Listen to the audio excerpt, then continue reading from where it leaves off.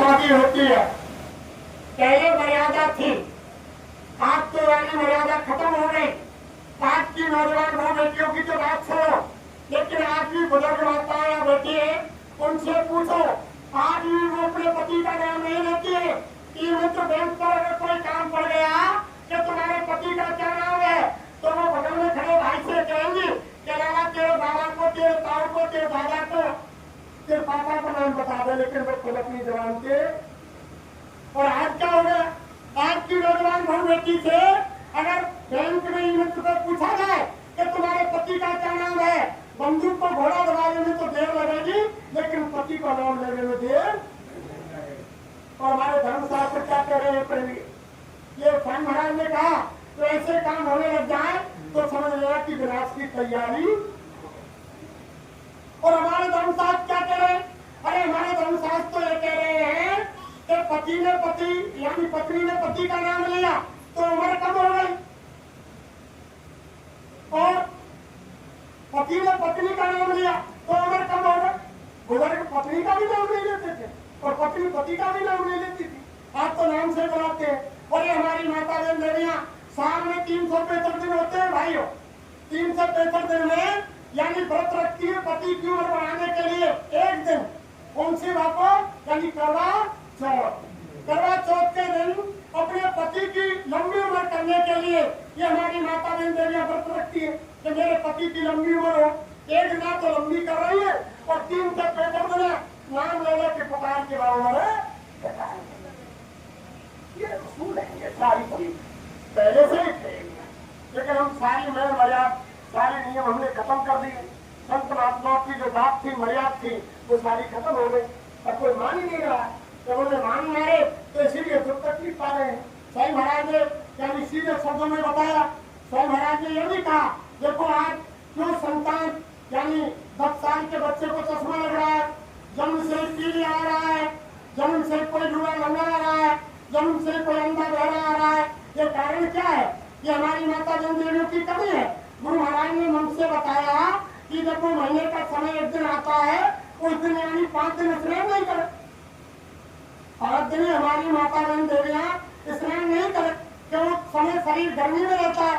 गुरु महाराज ने कहा कि 5 दिन तक अगर नहीं करती है तो मुर्चे तक पैर धो लो, हाथ धो लो, दिन में कपड़े 10 बार बदल लो, कोई मना नहीं है। लेकिन जब तुम उस गर्मी में शरीर पर पानी डालोगी तो वो गंदा खून रुक जाएगा, और जो पुरुष संपर्क में आएगा वो यानी बीमार, और जो संतान पैदा होगी वो बीमार, उसका जीवन भर तुम इलाज कराते रहो, उसका इलाज कदापि नहीं हो। इसीलिए कोई जन्म से यानी आंखों से दिखाई नहीं देता है, आप देख नहीं रहे तो स्कूलों में बच्चे पढ़ रहे हैं, 10-10 साल के बच्चों को चश्मा लग रहे हैं, जन्म से हर बच्चे के पीले आ रहा है, कोई लूड़ा लंगा आ रहा है। तो ये पहले ऋषि मुनि महात्माओं के फर्क थे। ये हमारी बुजुर्ग माताएं घर में जो नौजवान बहू बेटी होती थी उनको पहले ही समझा देती, अलग पानी रख देती, उनको खाना नहीं बनाने देती, कह देती कि तुम चुप बैठी रहो। अगर उनकी दृष्टि खाने पर पड़ गई तो खाना अशुद्ध हो गया, पानी पर पड़ गई पानी अशुद्ध हो गया, किसी बारी में चली गई तो वो फल खराब हो गया, अचार पर दृष्टि पड़ गई तो अचार खराब हो गया। यानी पहले नियम थे प्रेम, आज सारे नियम खत्म कर दिए, तो नियम खत्म हो गए तो बीमारियों से जूझ रहे हैं। और हमारे गुरु महाराज ने कहा कि यानी ज्यादा बीमारियां यानी 95% बीमारी इन माता बहन देवियों को, गुरु महाराज बोले इन बच्चियों में यानी बच्चों से ज्यादा बीमारी है, इनके अंदर सबसे ज्यादा बीमारी है। क्यों?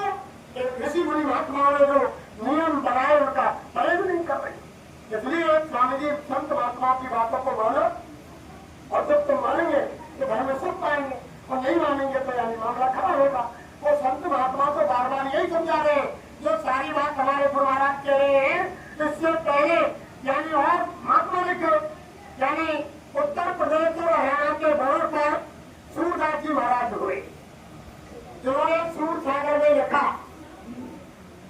आज से करीब 550 साल पहले, ज्यादा समय नहीं, 550 साल पहले सूरदास महाराज ने लिखा कि अरे मन धीरज क्यों ना धरे, और सम्मत 2000 के ऊपर ऐसो योग, पूरब पश्चिम उत्तर दक्षिण 34 काल है, अकाल मृत्यु जगमई जाते प्रजा बहुत। ऐसा होगा। अरे मन धीरज क्यों ना, ऐसा होगा। चारों तरफ बहुत तगड़ा प्रयास होगा। ये सूरदास जी ने कई छूटा। फिर क्या लिखा कि सहस वत्सलक सत्यवाद और सुख की दशा फिरे, स्वर्ण फूल पृथ्वी फूले, धर्म की वेल बढ़े, और काल ज्ञान से वही बचेगा जो गुरु का ध्यान धरे, और सूरदास ये हर की लीला तारे नहीं। अरे मन धीरज क्यों ना, ये सूरदास जी लिखे। फिर आगे के दूसरे पद में उन्होंने लिखा कि अरे मन धीरज क्यों ना, सम्मत 2000 के ऊपर 56 वर्ष चढ़े। और देखो 2056 में क्या हो रहा था, अब तो कौन सी चल रही है, 84, 83, 86,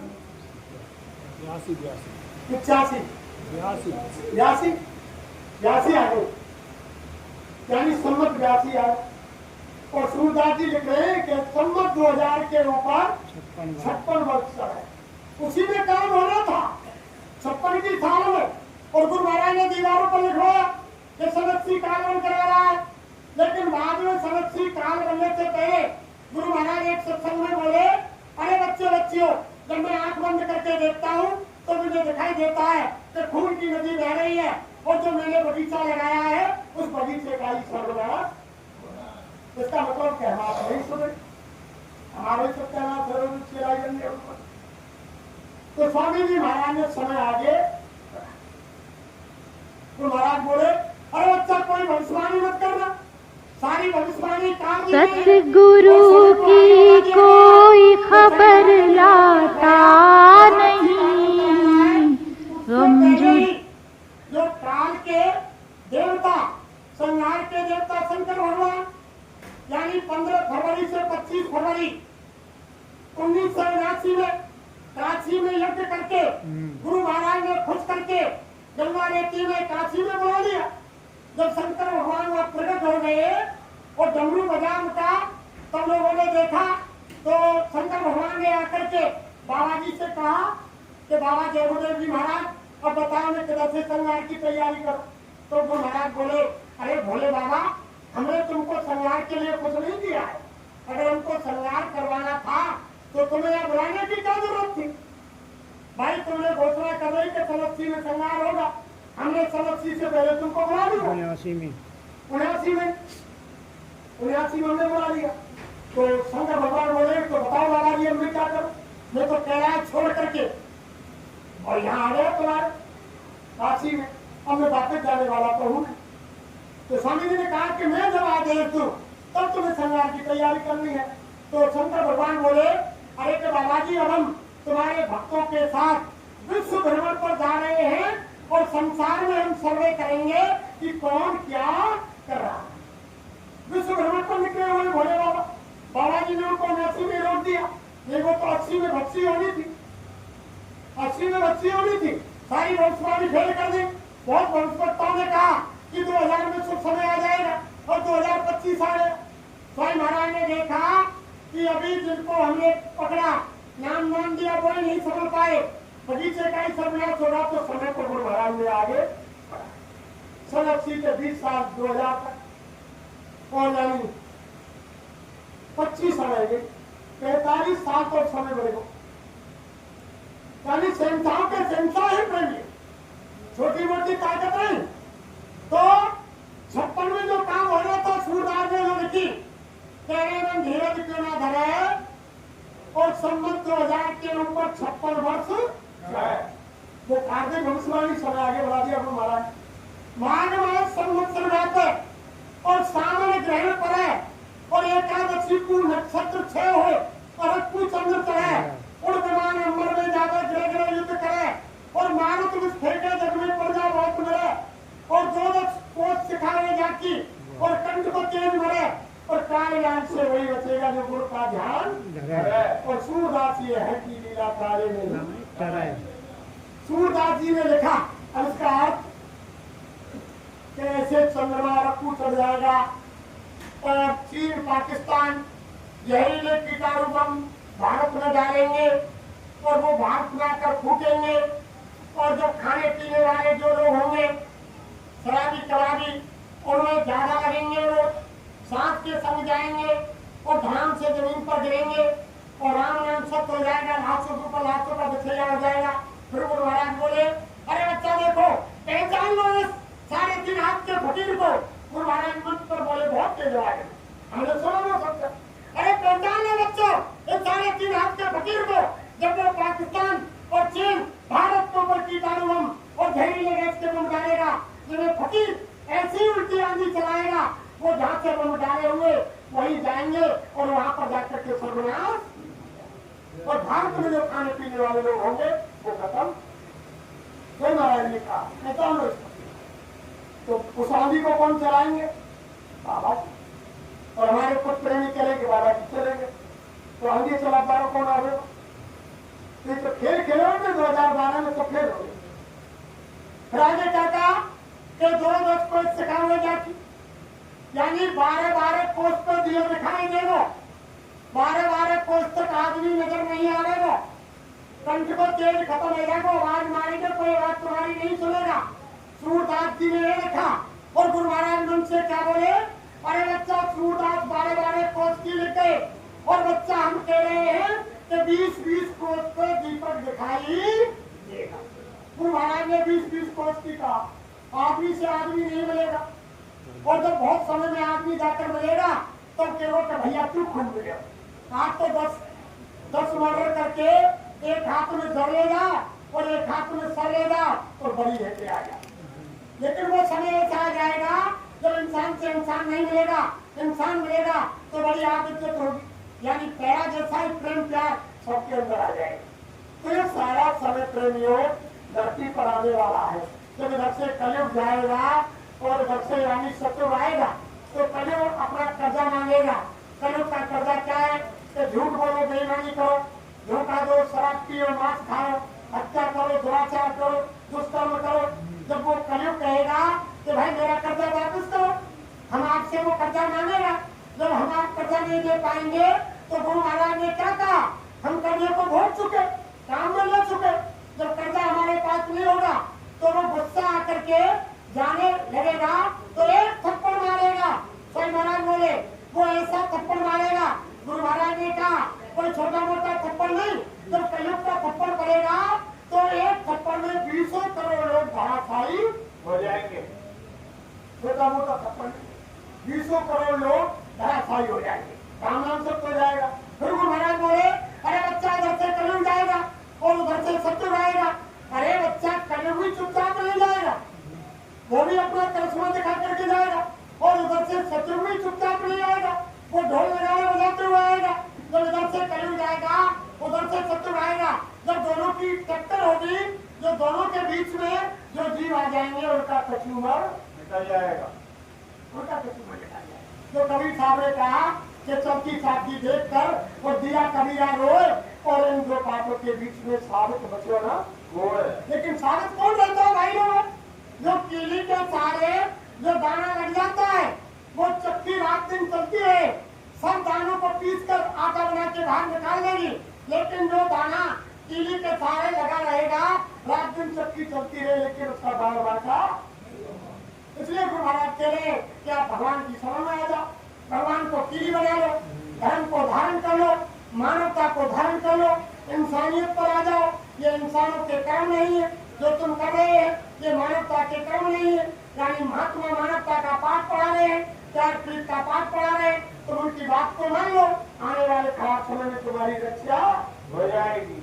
इसलिए धर्म प्रेमियों, बाबा जय गुरुदेव जी महाराज तो आपको बचाना चाहते हैं। वो सबको गुरु महाराज ने कहा है, बच्चे बच्चे देखो,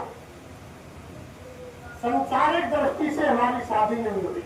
गुरु महाराज बोले उनसे, संसारिक दृष्टि से हमने शादी नहीं की, हम यानी बाल ब्रह्मचारी है, हमारे कोई संतान नहीं है। गुरु महाराज बोले, लेकिन ज्ञान दृष्टि से, आध्यात्मिक दृष्टि से लाखों मैदान में बैठे हुए थे मथुरा, तो गुरु महाराज बोले ये सब सामने बैठे सब मेरे बच्चे और बच्चियां हैं।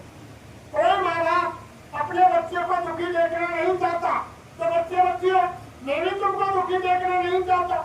इसलिए आप साकारी हो जाओ और समय निकाल के भगवान का, कि गुरु महाराज ने साफ शब्दों में कहा। अरे प्रेमियों, स्वयं महाराज और बोले, स्वयं महाराज ने कहा, अरे बच्चे बच्चियों, जितना प्यार तुम्हारे माँ बाप तुमसे करते हैं उससे लाखों गुना अधिक प्यार मैं आपसे करता हूँ।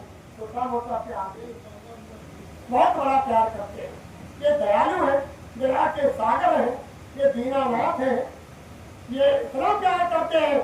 कोई इनको याद करेगा। तो महाराज ने उनसे कहा, अरे बच्चा, जय गुरुदेव नाम बोल करके तुम प्रचार पर निकल पड़ो, तुम्हें रात को भूखा नहीं सोने दूंगा, और अगर तुम्हारे पैर के नीचे कांटा आएगा तो तुम्हें कांटा नहीं लगने दूंगा।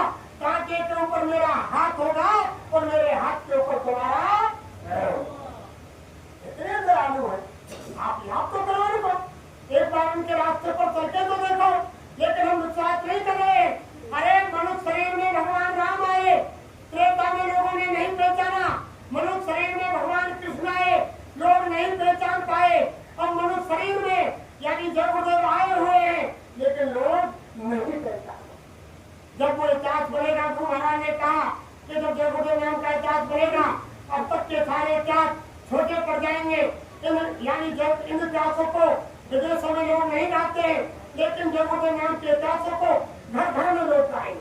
पूरे विश्व में ऐसा समय विश्व के अंदर चंद दिनों में आएगा और जय गुरुदेव नाम का झंडा घर घर में लहराएगा। वो सब देखना, लोग याद करेंगे, रोएंगे। जैसे कहते हैं मुसलमानों में वो हुसैन नाम के महात्मा हुए, उनको यानी इन मुसलमानों ने ताजिया निकलता है, एक बूंद पानी के लिए तरसा तरसा के मार दिया। वो प्यासे यानी इशारा करते, पानी ले जाते, वो जीप को निकालते और पानी को फैला देते। पानी नहीं पिलाया, तरसा तरसा के मार दिया। हुसैन को पानी नहीं पिलाया। जब ताजिया निकालते हैं, जब छाती ठोकते हैं कि हाय हुसैन, जब तुम हुए जब हम नहीं हुए, अगर हम होते तो तुमको प्यासा नहीं। लेकिन गुरु महाराज ने क्या कहा, अरे उस समय भी तुम ही थे। स्वयं महाराज उनसे बोले, अरे मुसलमानों, उस समय भी तुम थे और आज भी तुम ही उस समय तक आया। इसलिए प्रेमियों पहचान कर दो, वही है जो आए हुए और सारे जमाने में हलचल भाई। ये मृतलोक है संसार, या पूजा जाने के बाद होती है प्रेमियों। इस संसार में पूजा जाने के बाद होती है। किसी को देख लो, भगवान राम धरती पर अपने काम करके चले गए, भगवान कृष्ण काम करके चले गए। जब लोगों ने मथुरा वृंदावन जामे राम के कृष्ण के मंदिर बनाए, आप ढोलक मजीरा लेकर के रात दिन पुकार रहे हरे राम हरे कृष्णा।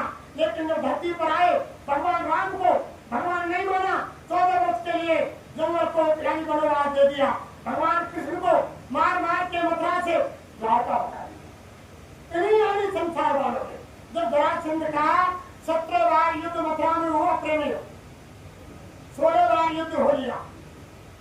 जब सब राक्षसों को भगवान खत्म कर देते, जब जरासंध सामने आता तो भगवान मैदान छोड़ के भाग गया। संसार के लोग समझते कि लोग ऐसा कृष्ण कायर है, छोटे मोटे राक्षसों को मार देता है, और जब जरासंध इनका यानी वो सरदार आता है तो मैदान छोड़कर भाग जाता है। लेकिन कायर नहीं थे, वो क्यों नहीं मारते थे कि ये मेरा सरदार है जरासंध, अगर मैं इसको खत्म कर दूंगा तो दुनिया के राक्षसों को घेर समेट के कौन लाएगा, और घेर समेट के नहीं लाएगा तो मुझे घर घर घूमना पड़ेगा, बहुत समय लग जाएगा युग परिवर्तन में। और हमें जरासंध जाता है और घेर समेट के लिया है मथुरा में, और यहाँ सबको खात्मा करवा जाए फिर अकेला, इसलिए नहीं मारा।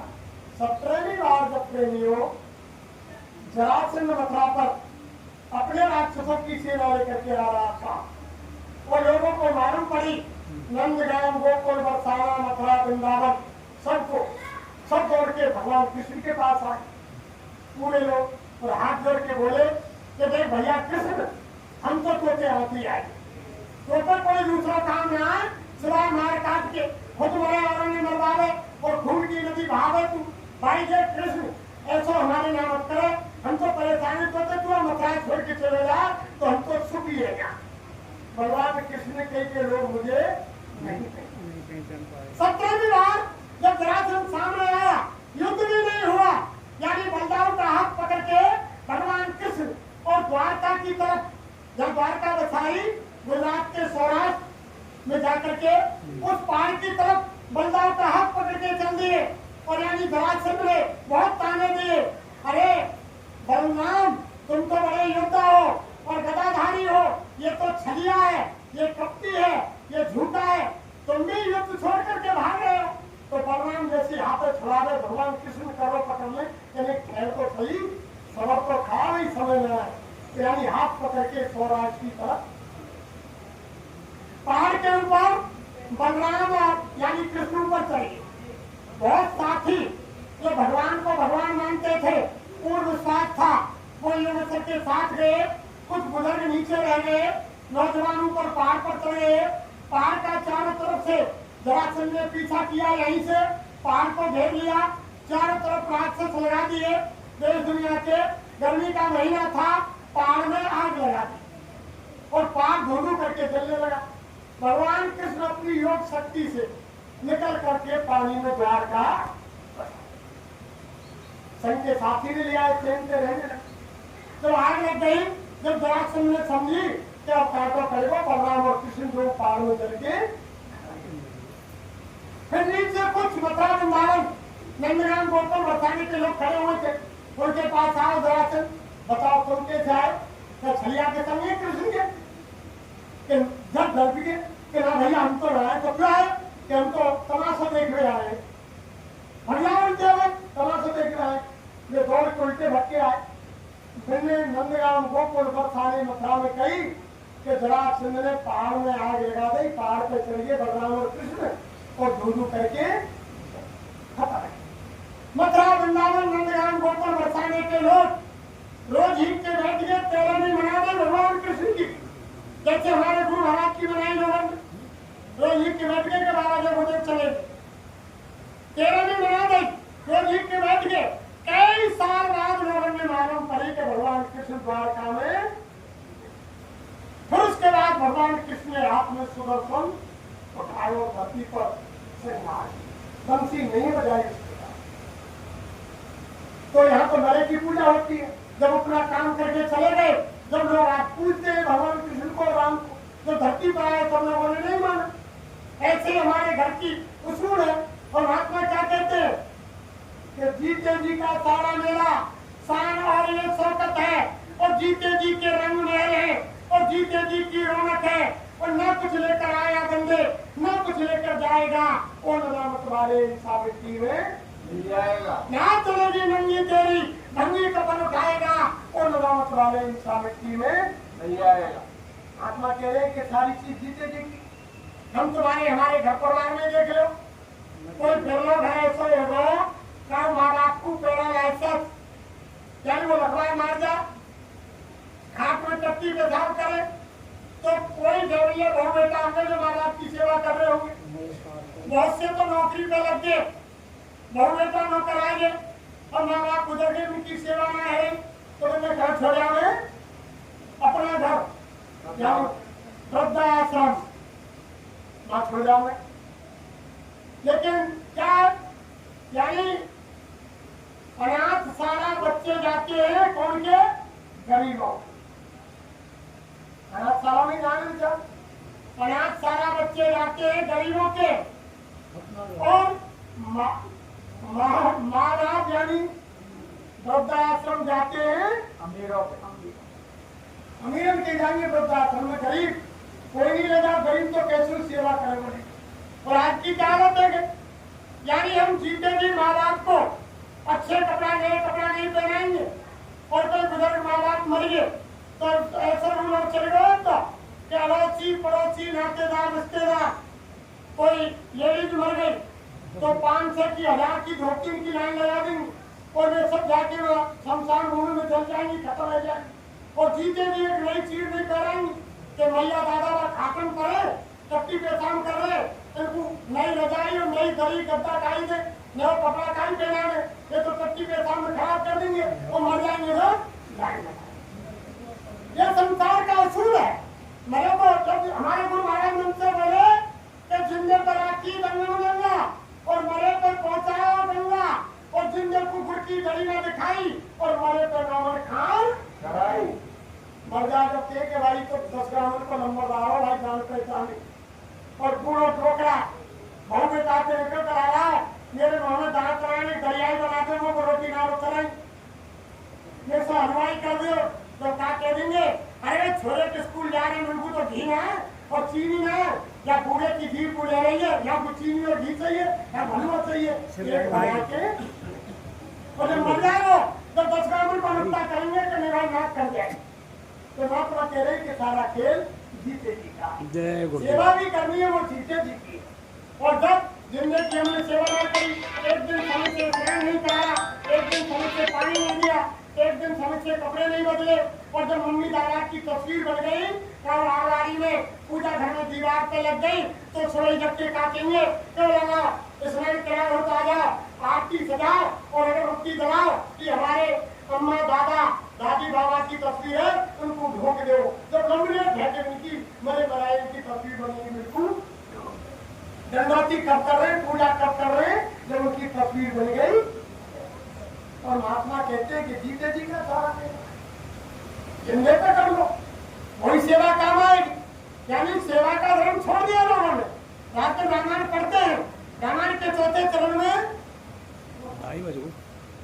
देखो इधर से इशारा हो रहा है कि समय ये तो सत्संग सुन लेना